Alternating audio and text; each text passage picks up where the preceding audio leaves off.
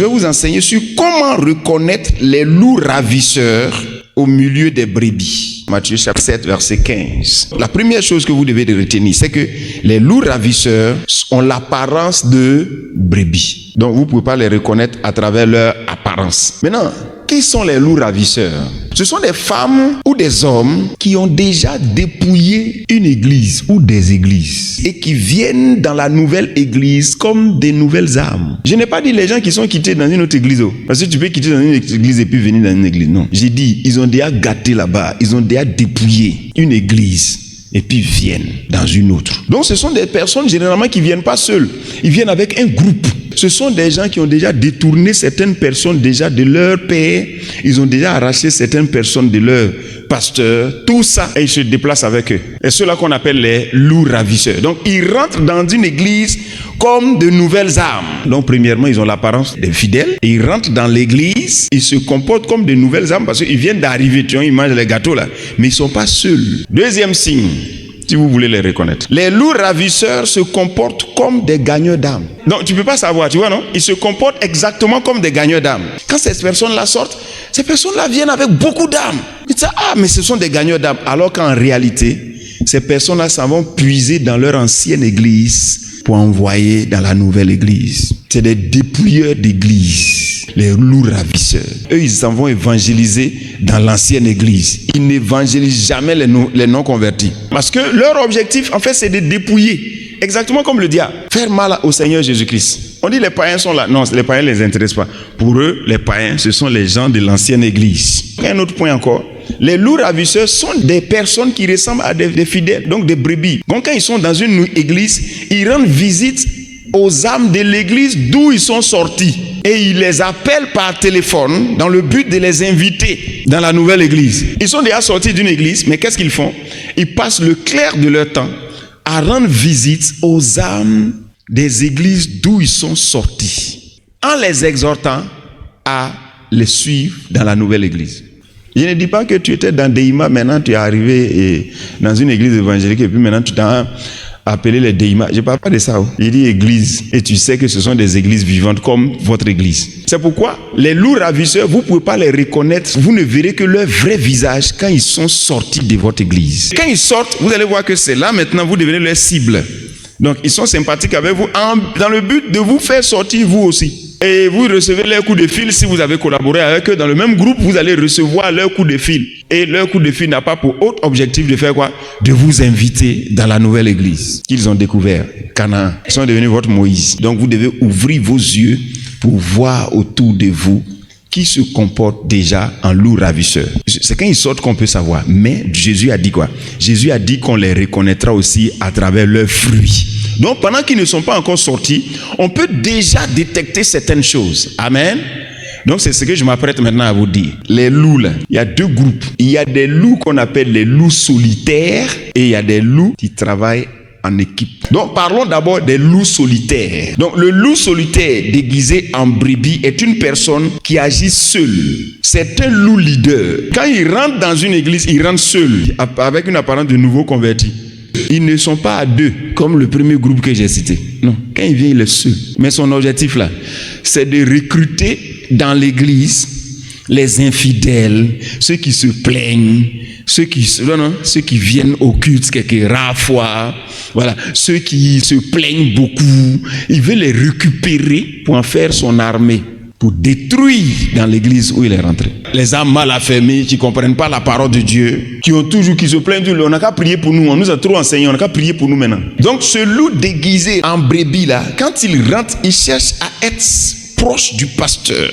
Et quand il cherche à être proche du pasteur, ce n'est pas dans le but d'aider le pasteur, c'est juste pour se faire connaître à toute l'église. Donc que tout le monde le voit comme quelqu'un qui est proche du pasteur. Avant de commencer maintenant à opérer, il se comporte comme un frère zélé, il est prêt à donner conseil à quiconque se lève contre le pasteur. Donc quand quelqu'un déconne et puis le pasteur dit lui là, il vient lui donner conseil. Non, il faut être bien, Il fait ça pour que les gens le voient comme un bon conseiller avant d'opérer. Puisque quand il va commencer à opérer là, c'est dans les âmes étant abattues vont aller le voir pour donner conseil.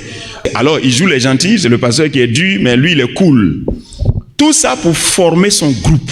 dans l'église. Il agit ainsi pour se faire remarquer et se faire remarquer comme un bon conseiller.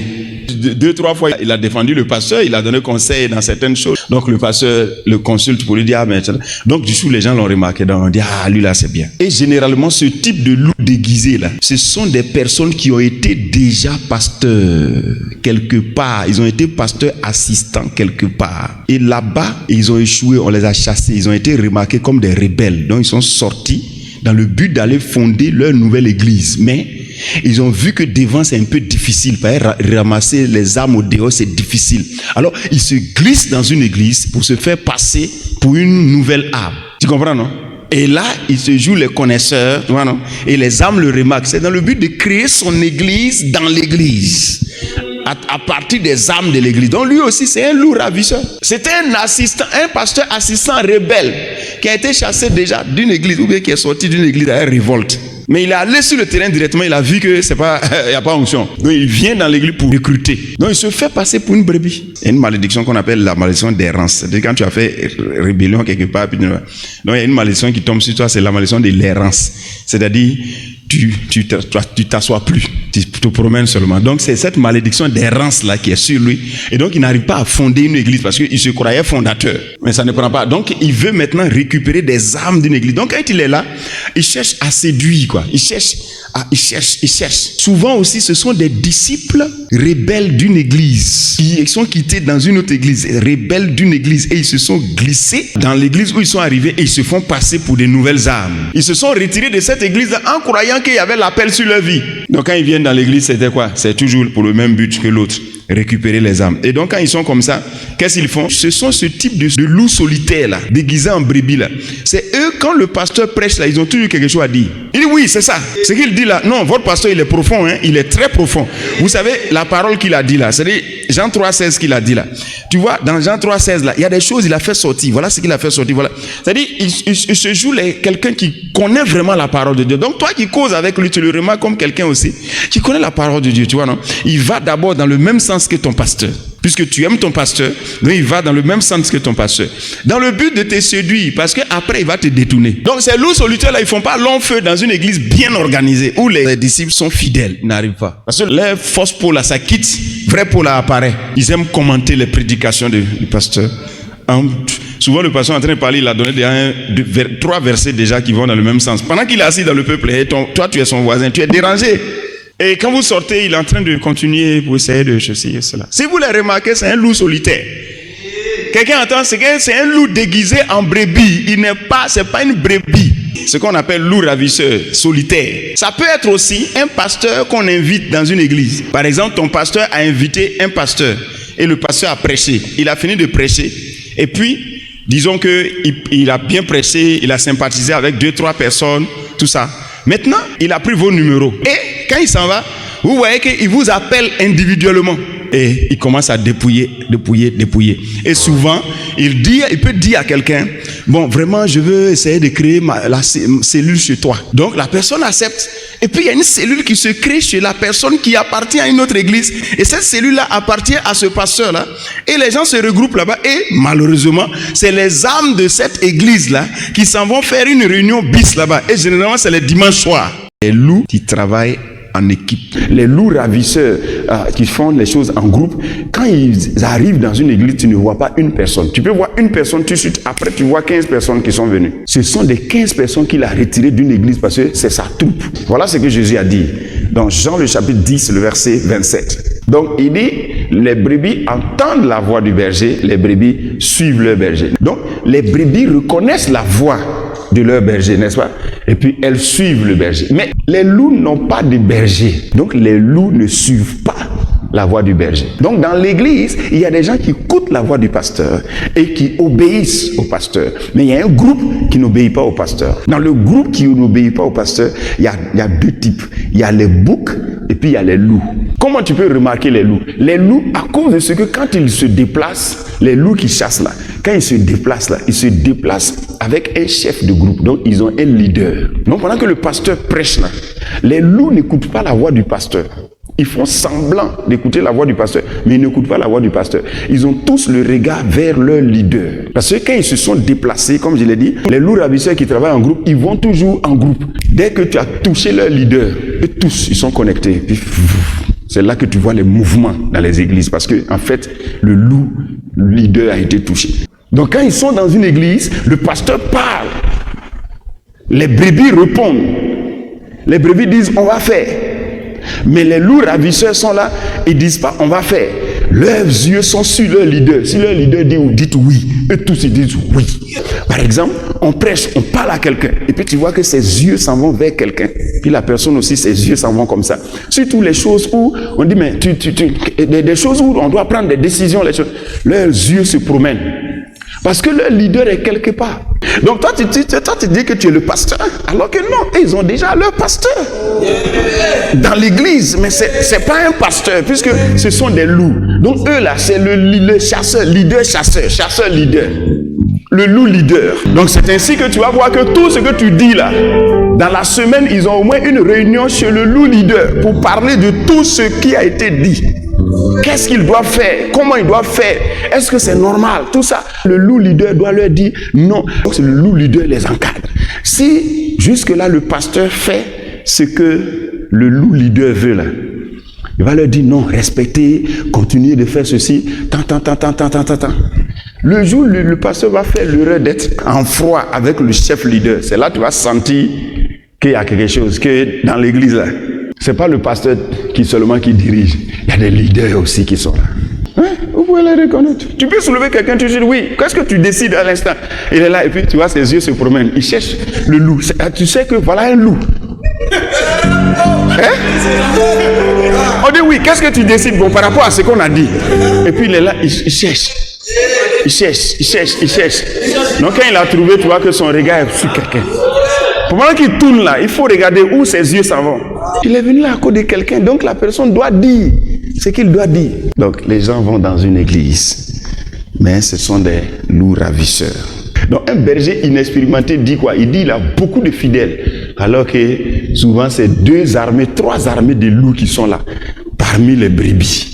C'est comme Lucifer, il avait déjà des gens dans la troupe de Gabriel, il avait des gens dans la troupe de ceci. Donc quand il a déclenché là, lui aussi il a des messagers, il a tout ce que Dieu a là, il a ça aussi. Toutes les équipes d'anges là, il a recruté dedans. Donc quand il déclenche sa chose, il a des anges combattants, et puis il y a des gens qui font ceci, il y a des gens qui ont toute une armée. Donc je vous donne des petits signes. Lorsque vous remarquez dans une église ou dans un groupe de service, une personne qui attend la vie d'une autre personne avant de décider, pendant que la personne qui demande son avis là, on appelle la personne est ailleurs, la personne est dans l'église là. Non, attends, j'ai demandé un truc. On dit non, c'est le pasteur. Et puis non, l'autre là va me répondre d'abord. Ça veut dire que le pasteur n'a pas son pasteur directement. Il n'a pas dit c'est son papa, ni sa maman. C'est quelqu'un qui est là comme ça et puis qui contrôle la personne. Faut faire attention. Tu as affaire à un loup. C'est pas un chef loup quoi. C'est un loup. Pas une brebis. Deuxième, lorsque vous remarquez un groupe de plus de 3 personnes, ça veut dire 4, pendant que ce n'est même pas un groupe ethnique, parce que les Baoulés par exemple, ils aiment être ensemble. C'est-à-dire c'est pas la langue qui les lie. Ils sont plus de 4, pourtant que c'est pas une langue qui les lie. Ni famille, ni même race. Peut-être que s'ils sont des blancs, forcément ils vont vouloir marcher ensemble. Peut-être qu'ils viennent du même pays, comme nos jeunes gens qui sont quittés au Burkina, et tous, ils marchent ensemble. Un mélange de plus de 4 personnes, mais qui obéissent à une seule personne dans l'église. Tu vas faire une armée de loups. Puisque leur groupe n'est pas un groupe de service. Et c'est pas si vous comprenez ce que je dis.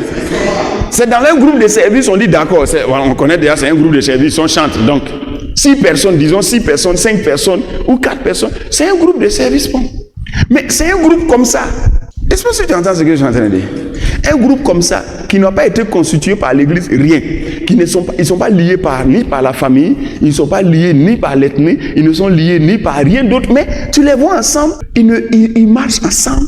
Et puis quand on demande l'avis de un, il y a un chef là, c'est lui qui leur dit l'avis qu'ils doivent donner, qu'est-ce qu'ils doivent faire. Tu as fait à des loups, même si la rébellion n'a pas encore commencé, même quand ils n'ont pas encore attaqué là, mon ami, c'est des loups. Il ne faut pas t'occuper de leur visage. Si tu te mets dans leur groupe, tu viens de te mettre dans le groupe des loups. Pendant que toi tu es brebis, arrivé devant là-bas, tu vas voir. Voilà comment les loups attaquent. Quand le chef donne l'assaut, il s'en va directement. C'est la tête de l'animal là qui s'en va directement attaquer. Il y a deux coins qu'il attaque. Soit il attaque directement par la tête, soit il prend la bouche directement. C'est-à-dire qu'il s'en va attraper la bouche même de la proie. Donc quand il commence là, c'est comme ça. Les autres sont en train de prendre les pattes, tout ça. En temps, il y en a qui sont en train de le harceler. Donc ce qui fait qu'il est harcelé. Quelle décision il va prendre là pour se faire? Il est paniqué. En même temps, il y en a qui sont cachés. Qui suivent doucement, doucement. Voilà, ça c'est loup normal là.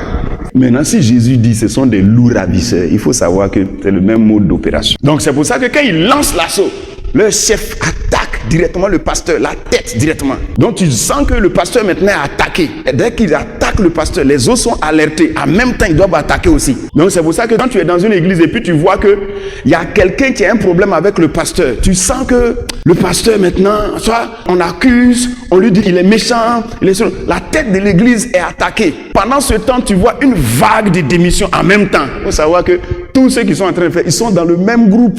Et comment tu vas savoir? Ils s'en vont tous dans le même lieu. C'est une organisation de loups qui était rentrée.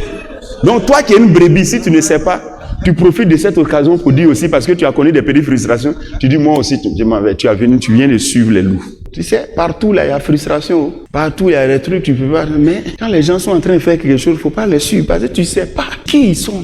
Donc voilà comment les loups opèrent. C'est pour ça que quand dans ton église, tu vois des mouvements, commence à prier pour le pasteur. Il faut aimer ton pasteur. Le pasteur, c'est comme un père pour toi. Beaucoup ne savent pas que papa, là, il y a plusieurs types.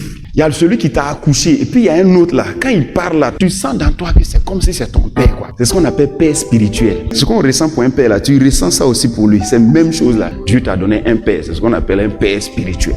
Donc tu dois prier pour lui aussi. Tu dois intercéder pour lui aussi. Donc si toi tu te dis que, oh bon, ils sont en train de la... Regarde, s'ils tombent là, le problème s'ils tombent, c'est là que tu as senti qu'il y a un vide dans ta vie. Toi tu te dis, mais j'ai besoin de quelqu'un pour me dire certaines choses. J'ai besoin de quelqu'un. Bon, où est la personne? Les loups attaquaient.